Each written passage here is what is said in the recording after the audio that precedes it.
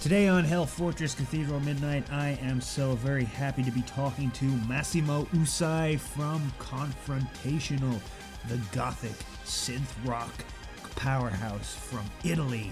He really needs no introduction. If you follow Surgery Head, you most likely know Confrontational. We talk a bit about what life has been like for him during this pandemic time, the kind of tragic fall of Italy as a cultural powerhouse, a lot about art and where ideas come from, and just so much more in this fascinating conversation. I really hope you enjoy. Let's go. Hello, how's it going, man? Pretty good. Can't complain. It's a nice, beautiful sunset over the bog. That's awesome. I got a nice cup of coffee. That's awesome. How are you doing? I'm okay. I'm fine. Thank you. How's It's life in Italy these days? weird, very weird, to be honest with you, man.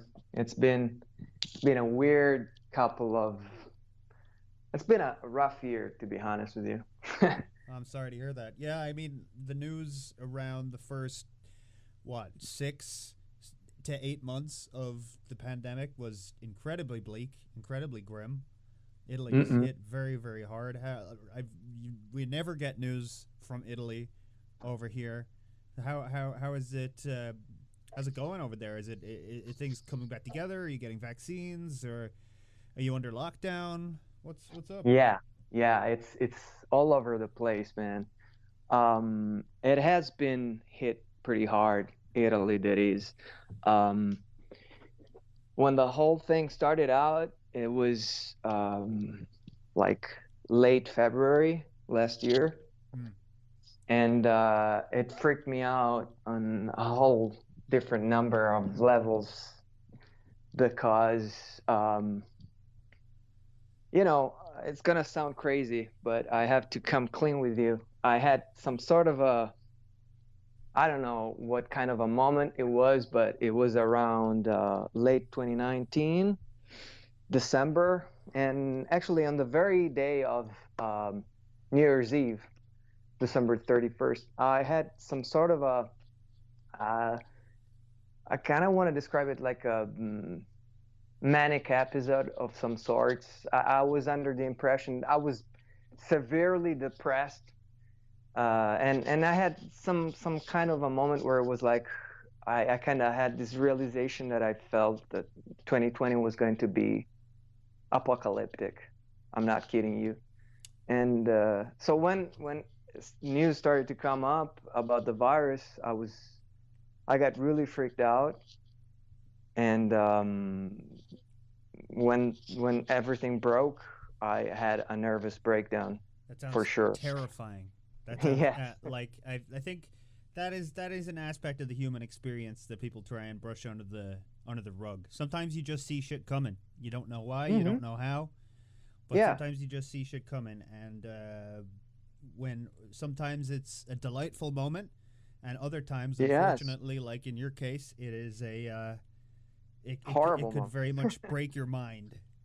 Yeah. It completely did. You know, Stephen King's The Stand is probably the book that introduced me to everything horror that came properly after that. I was 14 years old when I first got to read it, and it stayed with me for a very long time. I've been rereading that book for a whole lot of years after that because something in it was really resonating with me somehow. Mm. And my very first impression about the whole thing last year was that this is it. It's actually happening like that. Yeah. And so I was just I was a mess, and I was coming off from a year that was kind of crazy because in 2019 I had tried to relocate to a different place other from Sardinia, and that didn't really work out. And so the people that I was playing with at the time, that I was also really close personally with, they went separate ways. We went separate ways, and so I found myself alone again back in Sardinia, and to witness all of this, it felt like okay, the whole thing is disintegrating in front of my eyes, and it was rough. And right now we're pretty much, it feels like not much has changed. We entered this lockdown thing where um my island especially is like cut off from everything else, Oof. and it kept going like that. We have a regional government that's kind of not really handling things properly. It's weird.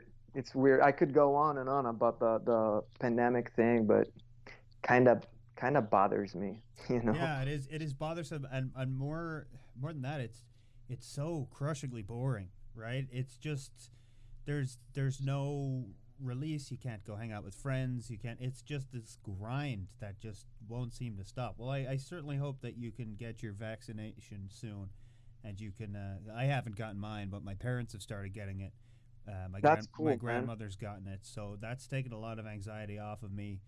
But That's really cool. I hope you That's can. really cool. I hope you can get the same sooner than later. I'm wondering now, like, you're definitely one of the most driven people I've ever talked to, especially around the kind of Man. synthwave scene. With the whole idea, you have this vision of basically having this rock band, right? You want to Confrontational is this band project that you want to bring out, and almost every time I've talked to you, you've been dead set on that, getting people together, getting a band together, practicing up and putting on shows. And you've been it's been up and down in terms of success, I believe, but you've definitely been incredibly driven during that, and it must be really it must have been really tough over the last couple of years not to be basically frozen. Well, was it tough, or was it almost a relief that it's now out of your hands? You Because know, that Go ahead. that's very interesting. Um, in a way, it's been like the worst nightmare I could possibly think of because it was starting to peak up. So the way it works, first of all, I have to thank you for the very kind words because I do believe being driven is a huge part of doing music.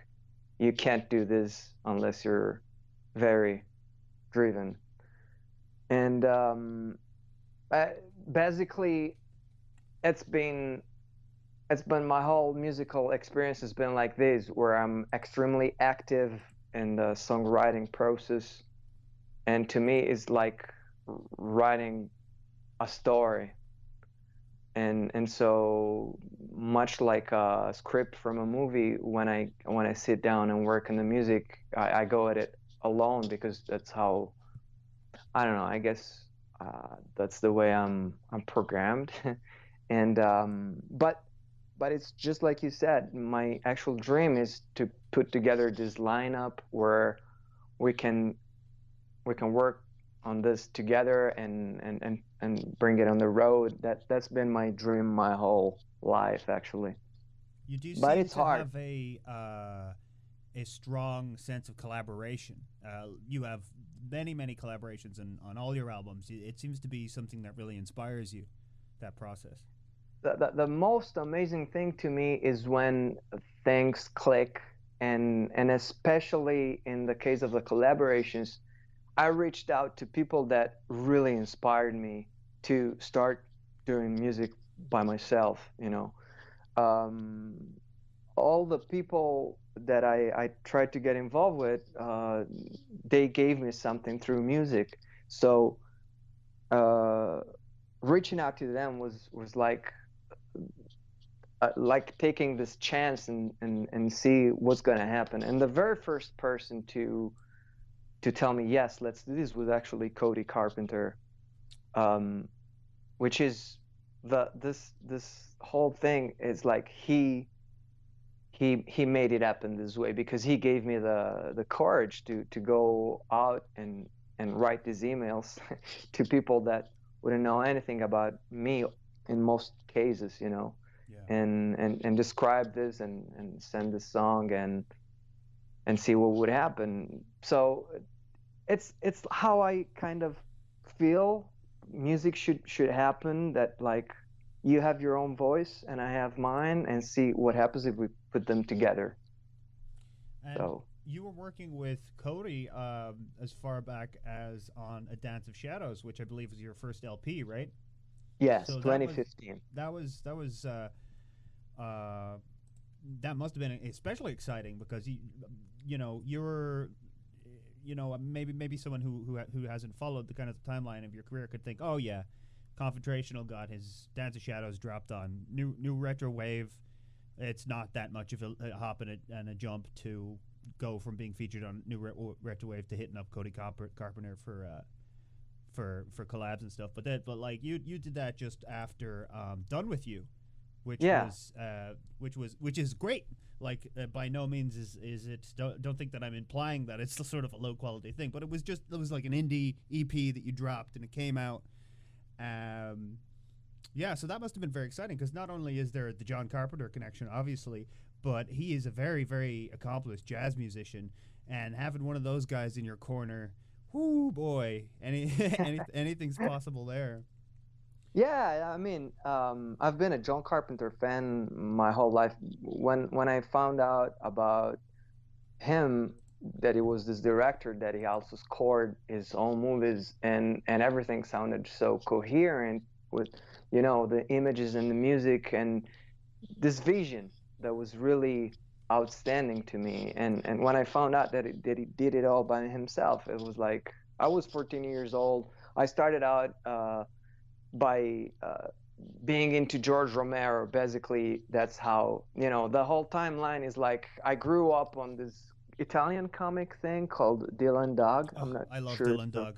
I love Dylan Oh Dog. I have man. the collection with the Mike Mignola artwork on Oh man, you freaking rock. That's amazing. it. It's like, you know, uh, this thing was like, you can imagine the sort of impact that kind of comic book would have on a Catholic country like Italy. Oh yeah. And and I was, growing up, I was extremely scared of horror in all of its aspects, and because my parents were extremely protective.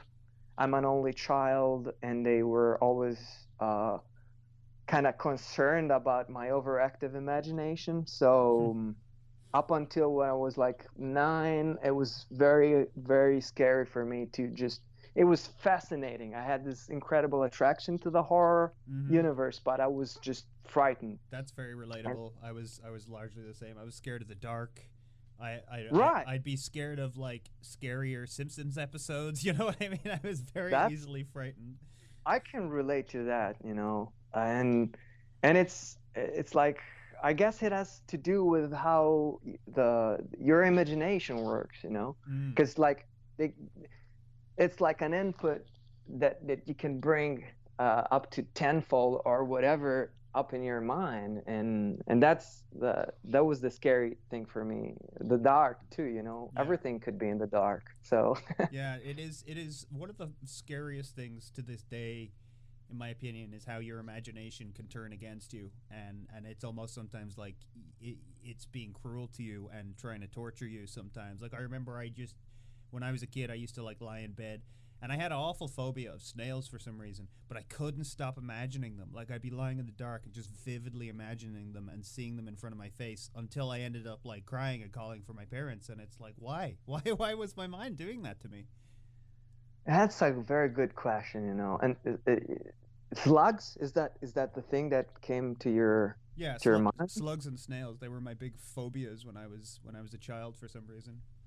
That's pretty intense. There's slimy. I Yes, they're very I alien understand. and pretty much yeah, they're the kind of thing that like you can see you can kind of imagine like when you're digging through the dirt and you see something kind of wet or whatever that it might be one of them. So they could be lurking anywhere. Like it's a very it's a very insidious like thing to be afraid of, right? Yeah, yeah, yeah, yeah.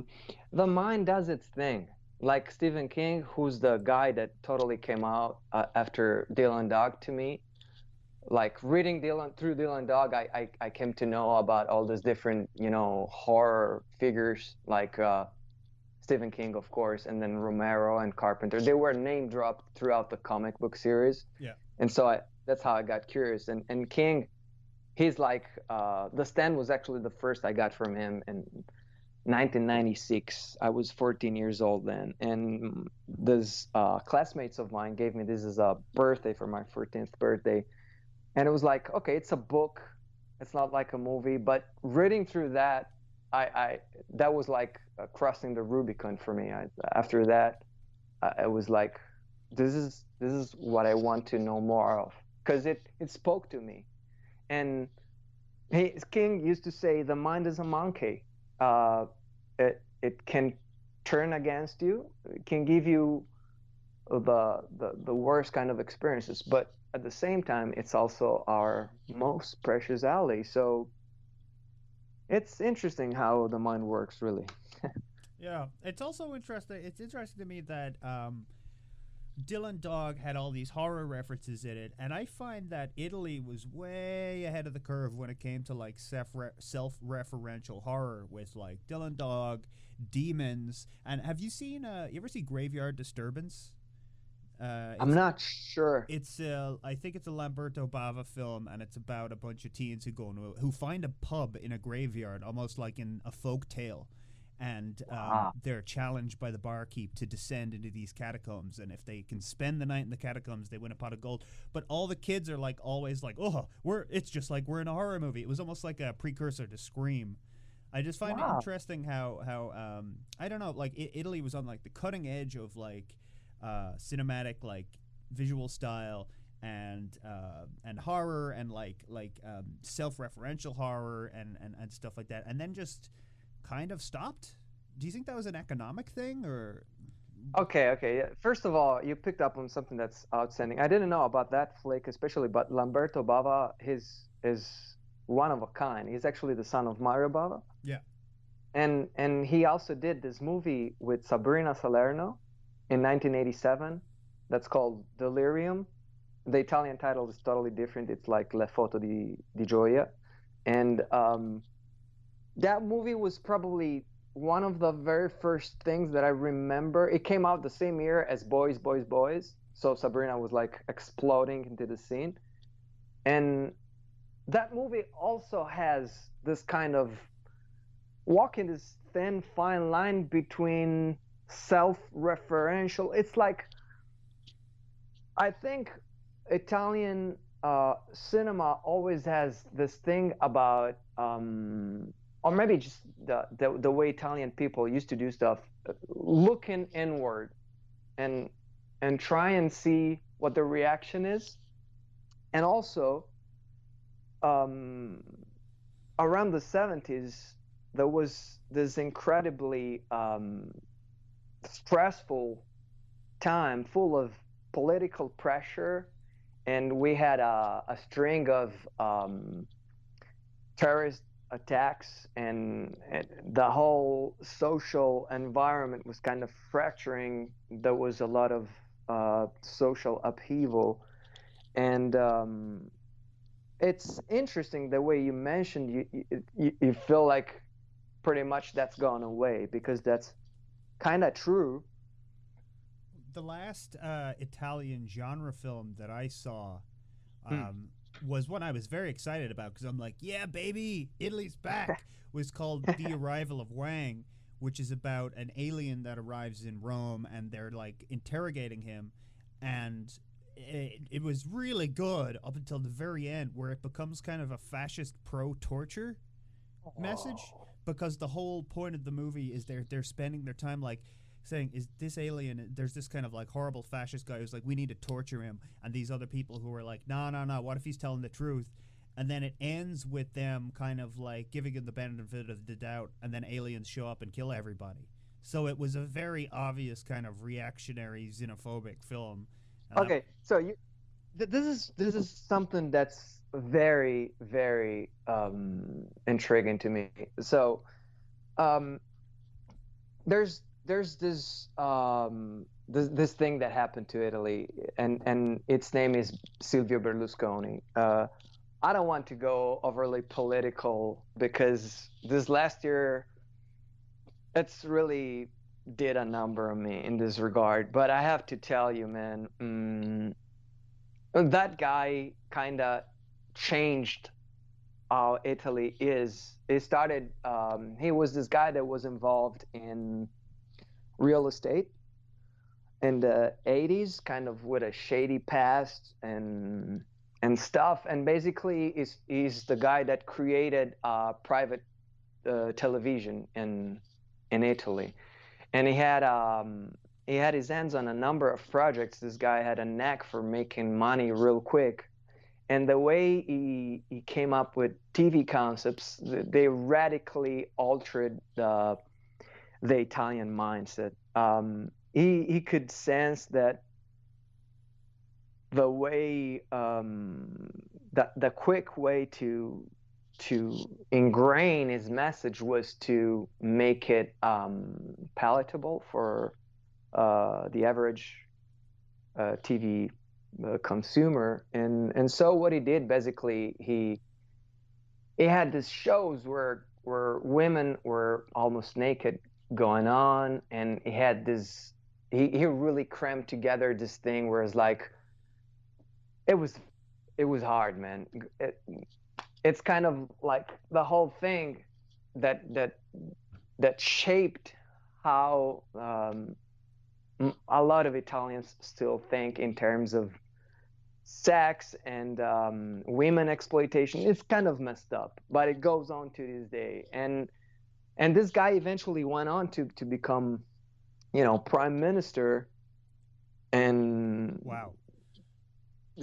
this guy really, I want to say Trump before Trump, but this guy was never this guy never stopped basically, and he's still alive, still kicking ass. He founded this right-wing party that still goes strong to this day. It's too many things that you could get back to this situation where it's like, how much can you sustain mentally when you're exposed to this sort of thing, where now you actually get to the point where culture as a whole has kind of disappeared from the mainstream in Italy. Right. So And yeah. it sounds to me that he basically took everything that was all the nasty little problems that were boiling under the surface of Italian, like social Society. life, and Yeah. then normalized it and made it the norm, and kind of destroyed everything. Kind of used that to systematically destroy everything that was maybe kind of I dare to say, not to say progressive, but like that was unique, right? Yeah, I would say progressive too, because this guy is as reactionary as it gets. This Sure. guy really, he really did a number. He was. We had this thing occur in 2001 at G8. This was like a couple of months before 9/11, and there was a G8 meeting in Italy, and he had the ruling party. All of his people were controlling the apparatus, and um, Amnesty International called what happened during that G8 as the biggest violation of human rights since World War II. Um, People were beat up when people tried to get together in the school. There's documentaries about this stuff. It felt surreal to look at this stuff. I was 18 or 19 at the time, and it's like you start to look at this stuff, and it's just horrible how extreme uh, right-wing policies can get in the way of actually changing the cultural landscape over time. So going back to your original question, what I think has happened is when you push people to see the medium in a certain way and a certain way only, all of the good stuff moves underground. And I think there's an incredible underground movement right now, but it's being kept there because most of the way media and culture works right now is still under the heavy influence of what happened through the Berlusconi years. Mm. So there's that. this is interesting because I was just thinking earlier on about this phenomenon. It's maybe not the same thing, but it's in the same ballpark. Where in the late '70s, early '80s, you had Stephen King, and he became this super, super, super famous horror writer. And like every fucking brain fart he had was turned into a feature film, you know, Right. and like Right. every you know note he wrote on a handkerchief was published by a major publisher. And then there was this big wave of horror writers, and it's the same thing now where all horror writers are incredibly underground, and it's just incredibly difficult to get there. So it's like if someone was coming up and trying to make a Dario Argento movie or a Planet of the Vampires these days in Italy, they'd have to shoot it in their garage on a green screen. You know, they wouldn't be given like studio money or whatever. It's interesting. I think a lot of the potential from horror movies also came from limitations. And if you look at most of the stuff, it never got to have a really big budget. No. None, I would say most of it was Well, right, you know? there is a bit of a difference between today and back then, because when you say it doesn't have a big budget, right? Yeah, sure, there wasn't a big budget for special effects, but I'm talking about like most of the stuff, but of course, sure, that but Argento like was like a in the force seven, to be reckoned with back in the days, for sure. absolutely. But also in the Yeah, '70s, just having film in the cameras was super expensive, way more yeah, than so. yeah, So yeah, yeah. you have to factor that into the amount of money that was given. Even just having cameras with film in them would have required quite a bit of support, far more than Yeah, it would take these days. yeah. I mean, it's like you could see that some of this stuff was just people going at it. Like I think the most incredible thing for Argento to me was like that he had this vision and he just followed this thing and it was like somehow it clicked with the way things were happening. Um, a lot of unrest in Italy around the 70s had to do with all these crazy things that were happening. Some of them were political in nature, some of them were completely unrelated. We had this serial killer situation going around with this. I'm not sure if you've ever heard of it. The Florence killings. They used to call him the monster of Florence. No, never heard of it. Oh man, this is like weird stuff. And this thing terrorized Italy for the whole of the 80s, and it's still kind of an unsolved mystery. That's And there's fascinating.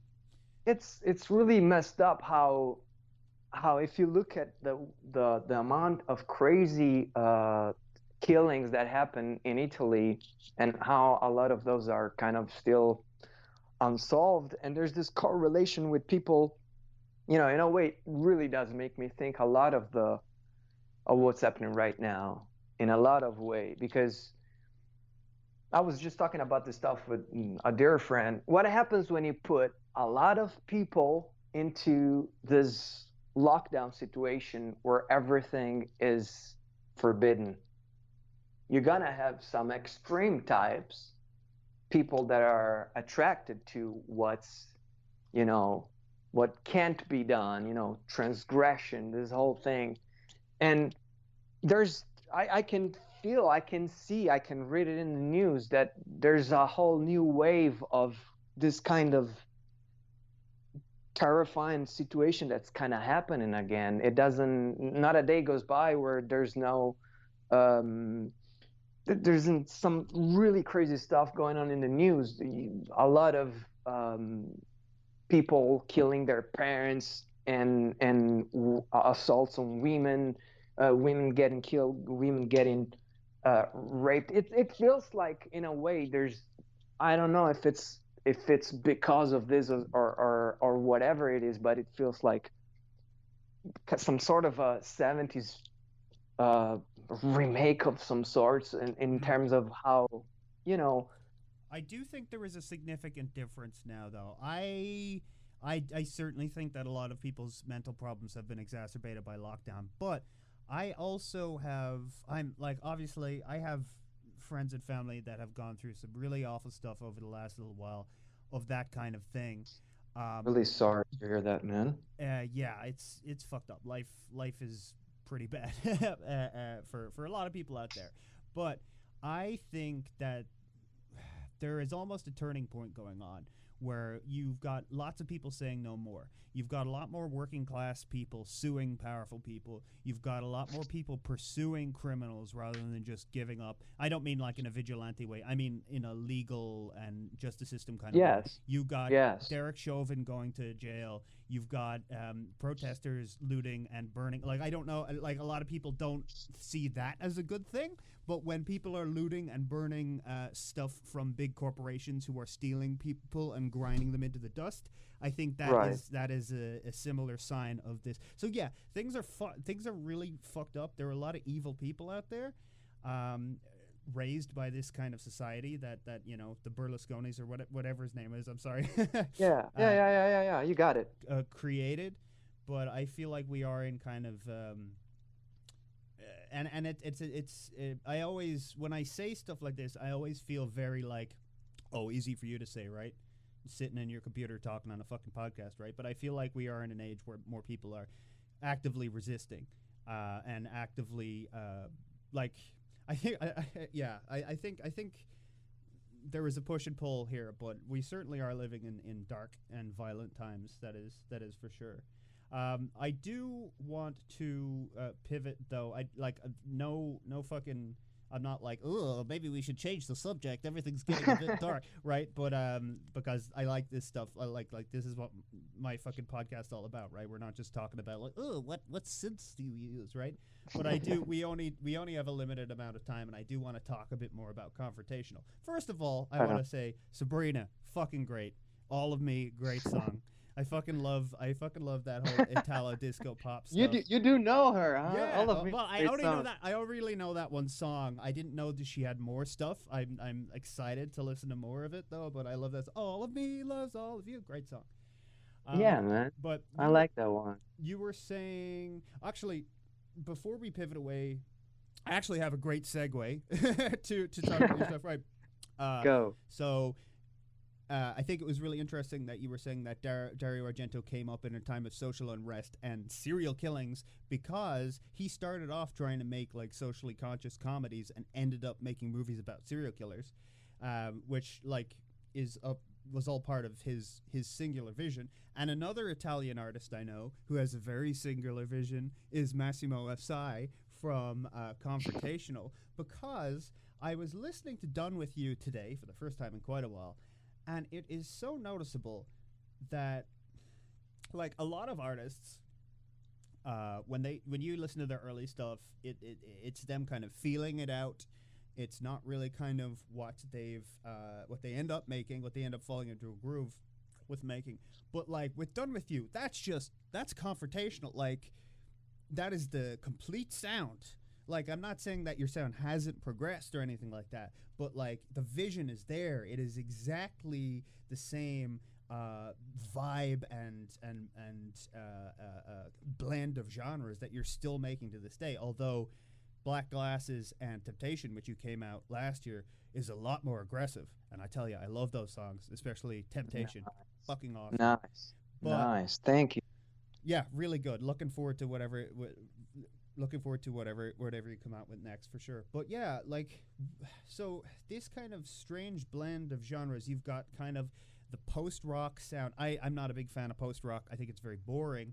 But you've got the post rock sound, but you've like given it like a heft of adrenaline by bringing in these kind of like Italo disco grooves and the kind of like yeah, John Carpenter style like swaggery kind of rock. Uh, like am I right when I'm kind of like bringing up those influences, or kind of like when you sat down to like initially bring around Confrontational, like what was in your head? What is this to you? Like what is the vision when you sit down to write stuff for this?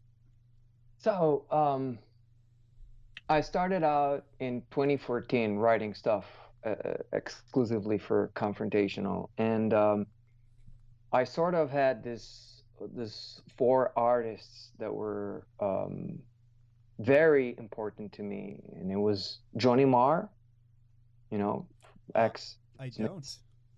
You don't know Johnny Marr? Okay, you No. know the Smiths? Yeah, yeah, I know the Smiths.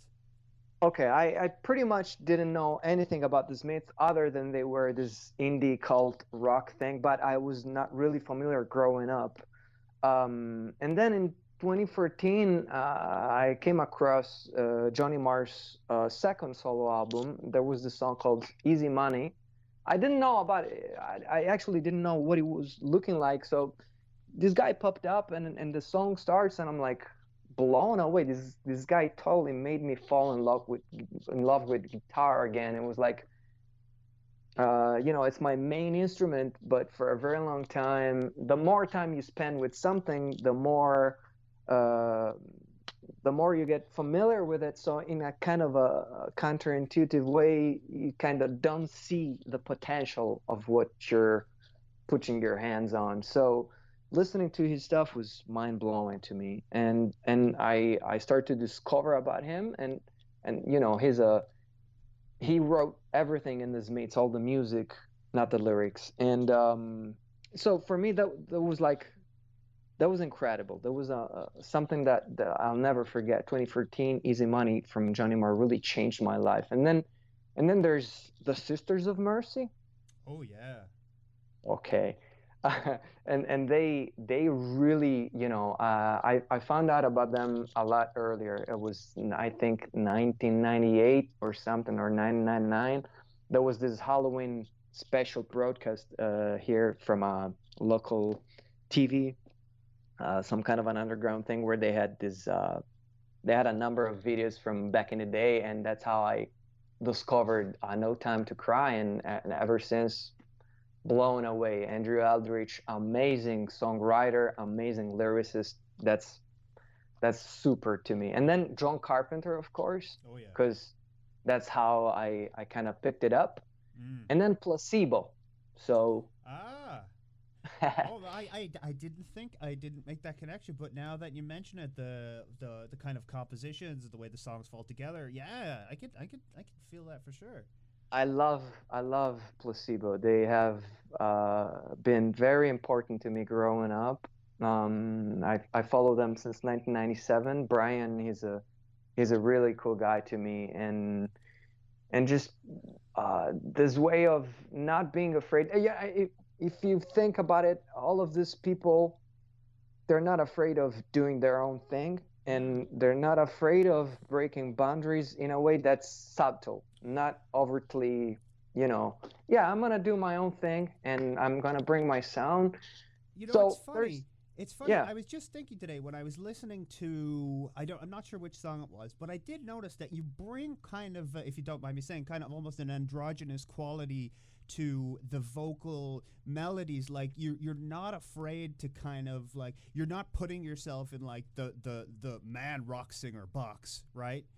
You, this is a huge compliment to me. It's something that's came up a lot of times that where people tell me, is it a girl singer, is it a guy? And to me that's awesome because I just this is how I sing clean, and it's out there. I just let it go, and that's something that makes me, it makes me happy that it's not extremely, it's not in a box, and Yeah. and that's cool. Yeah, it doesn't feel constrained by any kind of thing. Yeah, that's really interesting. I would have never nailed down the placebo, placebo influence, and yeah, and the John Carpenter influence is great because that the way he structures songs is a great kind of masterclass for how to build. Like a lot of your songs, especially on what's it called? What's it called? What's it called? The Burning Dawn. You actually, Right, especially on the opening track, right. begins with that John Carpenter build, and then you lay a kind of like rock song over it, and that is just that is a surefire way to build adrenaline, right? And get a song going. Yeah, that one set the night ablaze. I always try and have an opener that, for those three albums, it's like I don't know how to explain this, but it's like they came together in this very organic way where when you mentioned it feels like it was confrontational from the very beginning because it's the story that I'm telling, and the story has this sound to me as this kind of atmosphere, and I want to introduce the listener to this place where the story is happening and you can explore this through the songs. So Mm. they're sort of like chapters. And so when I do an opener, you know, third album in the triptych, and I want everybody to feel that kind of intensity of what's going down, and so you put it up like that. It starts with this growling synth that's actually in mono at first, and then it opens up in stereo, and you get to envelop the stuff. And then here's a cool little backstory thing. The intro part that you earlier mentioned that kind of reminded Milky Echo to you. Oh yeah. That's Cody. That's his synth part, and that's actually the same solo that he did for the track that's called "You Still Kill." Um, I Ah, slowed God, that down. I love when albums do that. I didn't notice that, but that's Yeah. cool. Almost nobody does, but it feels like you slow this thing down, and then you can feel that the whole thing comes back together at the end of the album. And so it's like you have to layer things so that there's a build up, and then he hates you, hopefully. I I was going to ask actually because I'm interested in how your lyrical themes have evolved over time because I'll be honest when Dance of Shadows, I think we've talked about this before, but when Dance of Shadows came out, I was really into the music.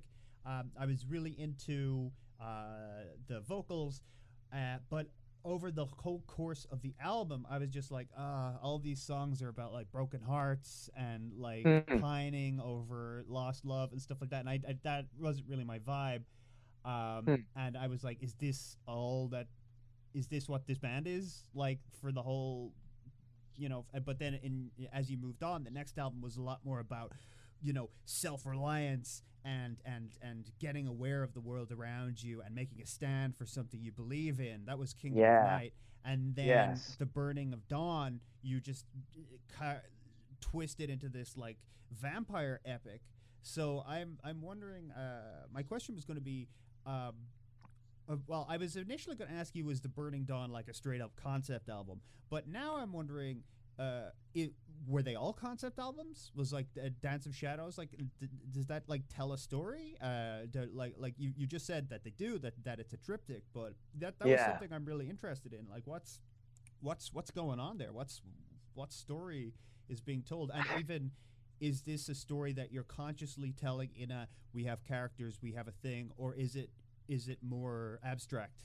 Is it more of a like tonal kind of story that So you're so telling? it's the same story that started out with Down with You, and actually, that's where the thing starts. And to me, it keeps going. I'm still telling of the story to this day.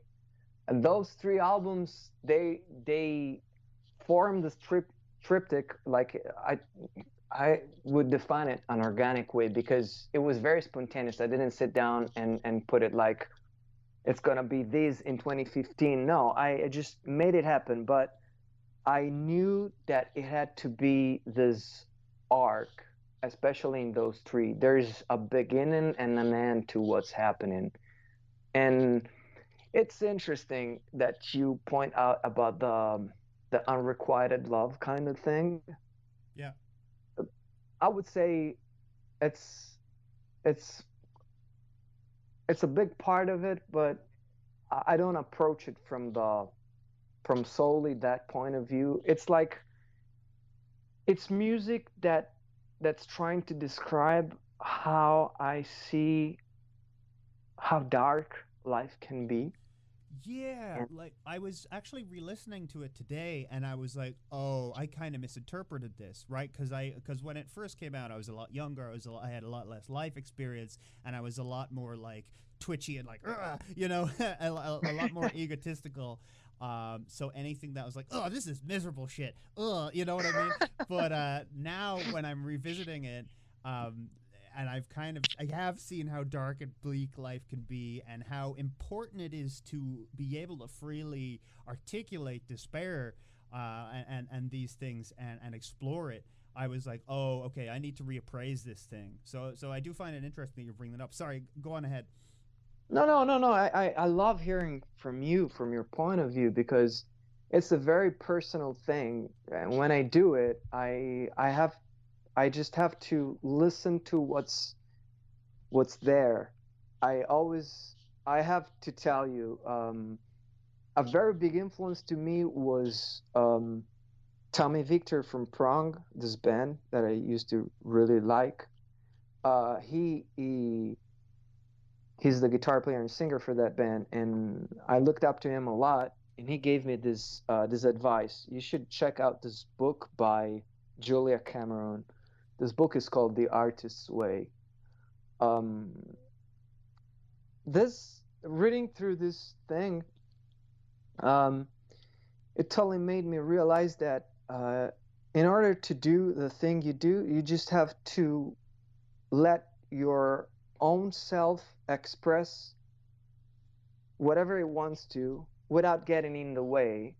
And you have to sort of like act as a receiver, as an antenna. Um, there's this track called Like a Curse, Great song. which is nice. I love that one. And it's like probably the only time that's happened to me my whole life in exactly that way, that I had this dream and I woke up and the song was there, the whole thing, the lyrics and the music.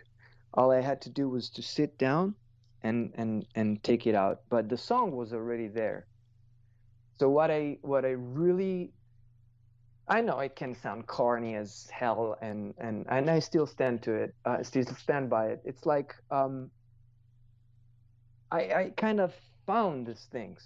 They Oh, were there, I, you I know. I know exactly what you mean. I was just thinking, as we were getting on this call, because I don't someone said something on Twitter or something. I had this thought that artists, like, because I've spent, like, from when I was like 14 to now, writing stories and like writing movies that were like way too big See, budget to see, make, see. That's and that's the things like this. connection right there. That's the connection. I was like that too, man. But Writing. you notice you notice as you get older that these ideas you have that are so precious to you, they happen anyway. Like, you see Yes. them in movies, you see them in stuff, and oftentimes it's like, especially when they come from Hollywood, you're like, no, you didn't do it right. Like, you picked up on the idea, but you didn't do it right. But sometimes you see something like The Guest, right? The movie The Guest, very similar to something I had come up with in, like, years and years and years ago, and I was like, they did it way better than I ever could have, right? So it's almost, as an artist, like, the best thing that you can do as an artist sometimes is just open the door before someone else can, or like break the seal on a on a tomb or something before someone else can, and then whatever was in it rushes to life and infects everyone else's brains and shit. You know what I mean?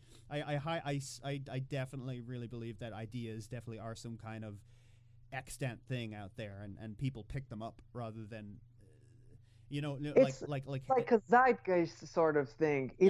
It's you live there and you're preparing yourself to receive these things, but they're definitely out there already.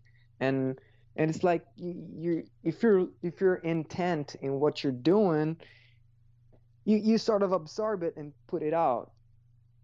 But in order to do so, for me, I have to get out of the way. I just have to just it happens. And the way it happens is the more you find yourself at ease with the whole process. To sort of, to me, it's like you have this condition.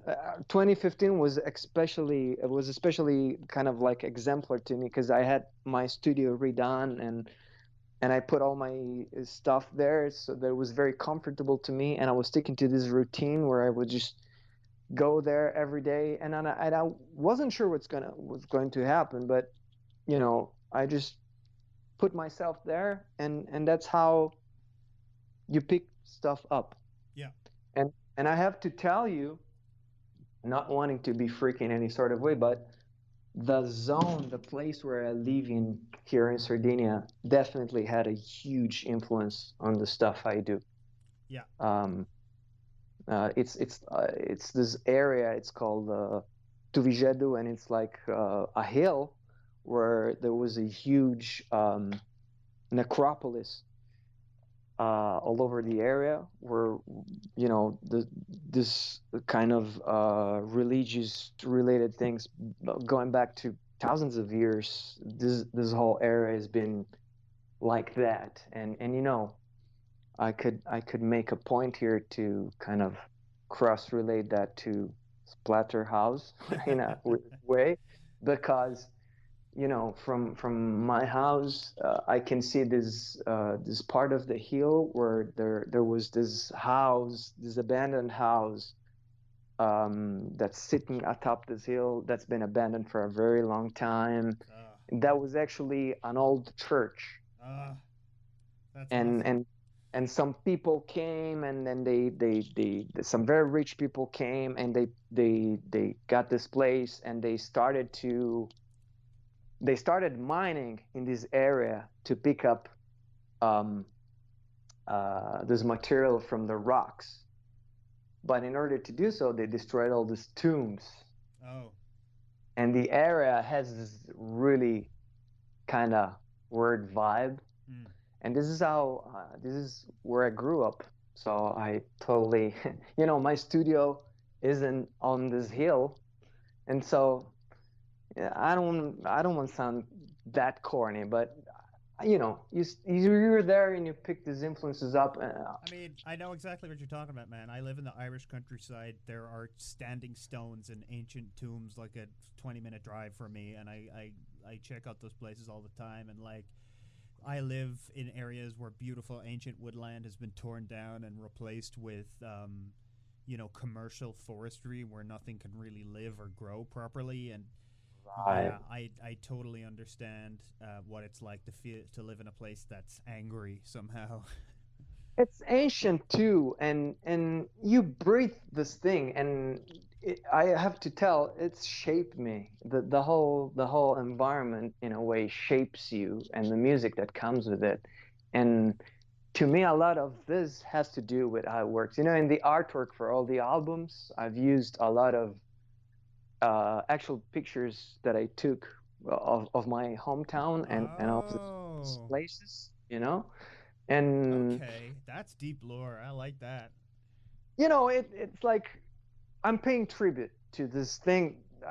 I'm a product of this place, and the songs are a product of this place, and so I wanted to keep it like that. Yeah.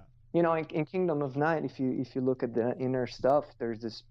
You can see the necropolis and the house, Oh, cool. the the one where I'm standing there with my glasses and stuff, and That's so funny. Like, I know exactly what you mean. Like, when I finally do the LP for my like thrash metal project, I am considering just calling it Cavan, which is the county I live in, and just having a photo of like just some trees or something from near where I live as the album cover. So yeah, I know exactly what you're that talking about. resonates with it, right? Because that's how you feel the music sounds, and so you pay tribute to it. Yeah.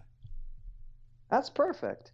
Yeah, I mean, I found a lot of my early days of trying to appreciate music because when I was a teenager, my brain was so addled with stimulation that I found it difficult to get into bands that other people were into, and then like discovering like weed and stuff let me like get in an alternate state where I could like listen to music, like I could listen to something like Black Sabbath, right? And I'm really like, I like this, but like, why do I like it? Why do people like this so much? And then I'll use Black Sabbath as an example because Black Sabbath is very much a band about place, right? It's about the place and the time they were set in. It's about For sure. it's super inspired by these dingy like English towns and the abandoned places around it and the people around it. And then so I think that is what you end up coming from when you try and appreciate music is you always end up like figuring out you're hearing the environment. Yeah. And you want to know more about that band, and then you always end up knowing more about where they came from and why they did that. And especially in the case of metal, or That's the sound of steel mills somehow. Yeah, Judas industrialization. Priest, The exactly. The human sound of soul. metal. Yeah, the human soul railing against the depersonalization of industry and Exactly. alienation, for And sure. bringing that into the sound of the music itself, distorted guitar, that was unheard of before those people. Yeah.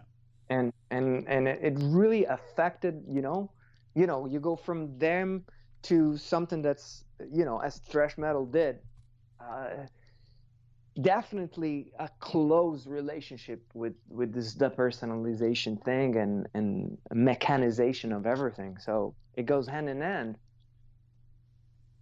Yeah, for sure. And then, I was going to go into black metal and the icy tundras and stuff, but fuck black metal and fuck all the people who started black Yeah, metal. I, Like, I like that. I like you saying that. like I I appreciate I it. like I like the idea of the aesthetic of black metal. I think there's something there, but I think the fact that academics idolize black metal over other genres of metal is nothing but the fact that these people are just like, they kill people, huh? That's kind of cool.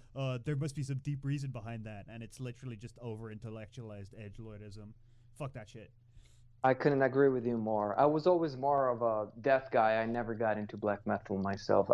To me, the coolest stuff was like, you know, Death, Sadus, Sepultura. Death are like the best metal band. They're Oh just man, there's nothing quite like Death. They fucking rule. amazing band, and Chuck Schuldiner, great guy, amazing influence personally, incredible lyrics, Oh yeah. incredible tracks.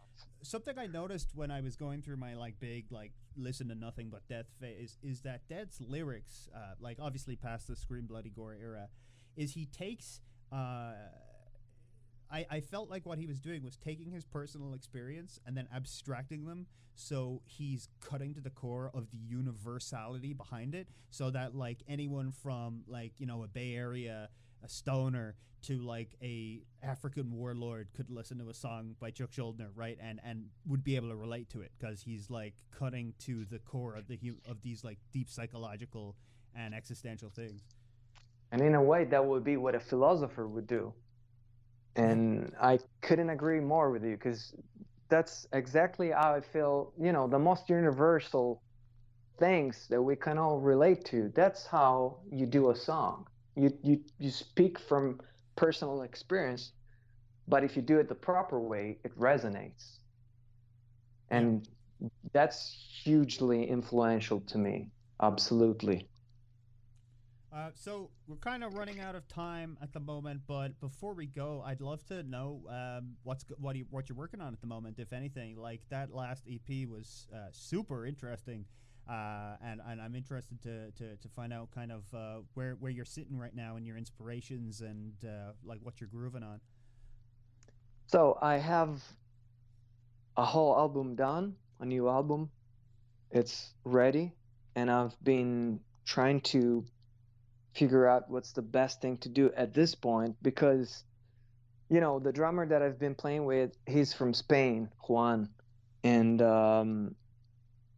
I would love to find a way to see if we could keep going, but with this whole experience, it's been impossible to be together again. And so at the moment, I'm on by myself and trying to see what would be the best option to go forward. So what I've been doing is I've been recording and writing constantly. So I have this new album done, and I have enough songs for maybe maybe another album, Wow. or maybe a smaller EP. And then I have two more singles that are like I'd like to put them out on maybe on their own. I don't know.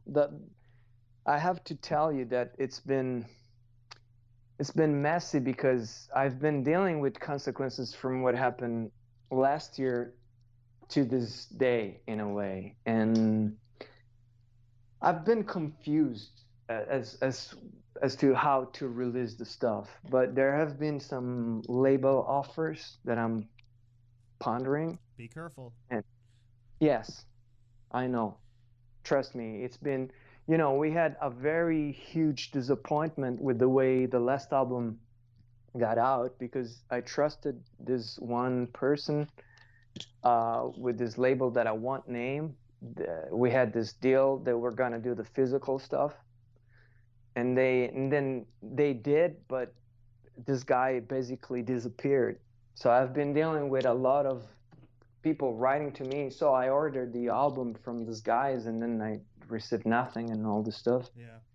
That's So I've spent a lot of energy this year to try and sort all the stuff out and and make it so that people aren't gonna be ripped off. So I'm very, very wary of what might happen in the future about the sort of situation. yeah. It And is and it is a yeah, difficult thing because if you go with an independent label, there's a huge chance of them just not doing their job. But if you go with a big label, there's a chance of you being bound to horrible contracts that could ruin your yes, life. yes. I actually there's somebody that I'm talking to right now. It's been ongoing for quite a bit. Uh, I really trust this person because we've worked with in the context of some shows. Um, so I really trust these people to do a good job. They're from Italy as well. And I think for sure one of these projects is gonna come out through these people. I'm kind of quite sure about them. Cool. And so it's gonna be like a physical thing. So to have the physical units out, Awesome. and so I'm looking forward to this. I still have to figure out the fine details and all of the stuff, but I'm pretty confident that this is gonna be extremely cool. The thing is though, there's boundaries, and then how much can you grow when you're on your own versus how much could you grow if you build up a team, which is really what I've been trying to do all this time. Mm, It's tricky. yes. It's really tricky. Oh yeah. Because obviously the musician community is very disseminated through the internet, so there's a lot of it's hard to be in the same room with people even before the pandemic, and also Yes. it's hard to trust people because, well, it's hard to trust See, people. see, that's the thing, man. That's what I find that's becoming harder and harder. Not in my personal experience, but we're being pushed every day to distrust each other more and more, which is to me the craziest consequence of all of this pandemic situation, where uh, the consequence of being pushed to your own zone. It's like exploding in many different directions, and more individualism is what I feel is happening. That's true. But when I say it's hard to trust people personally, I'm talking Hmm. about my own experience for the amount of people I've put trust, time, and money into that have let me down in many, many different ways. So I am one definitely to put myself out there and put trust in people. And yes, the pandemic. There are media narratives right now that, especially like all the apocalypse media of the last 10 years really, really wants us to hate each other and think that each other, someone's going to cut your throat and no, steal everything you have and the at the slightest opportunity. And I really, really rail against that. But I hate I it. do I personally hate. find it more and more difficult the more and more times I kind of like get let down on stuff like this to collaborate with people and to like I'd find it hard to pursue like labels and stuff like that just because the just the amount of horror stories I've heard from that kind of thing. It's full of horror stories, and Yeah, it's full of situations where you could potentially end up uh, being locked out of your own thing. yeah, You're not gonna receive enough revenue from it, and you're not gonna have creative control. To me, that's a really important thing because so far I've been able to oversee every detail of it. And I really dislike letting go of this control that I have on it because it's my thing. yeah. It's like I'm sure you if you can don't relate. if you don't have control over your own art, like what the fuck do you have? That's the most Exactly. horrific thing I can imagine. Exactly. And then you have to ponder what's better. And I think the most sincere thing you could do is keep pushing until you find somebody you're comfortable to do business with. And that's hard. Yeah. That's really hard.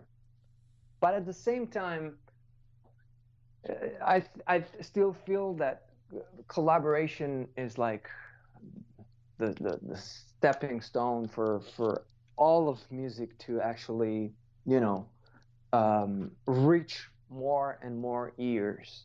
Oh yeah. And that's how it's done. You know, it's always, I rarely have had this opportunity over the years. It's like rarer and rarer, but at the same time, that's when I'm most proud of myself, when I can put these songs in front of an audience with some people that I'm performing with, that I'm proud of what they're doing and they're proud of what I'm doing.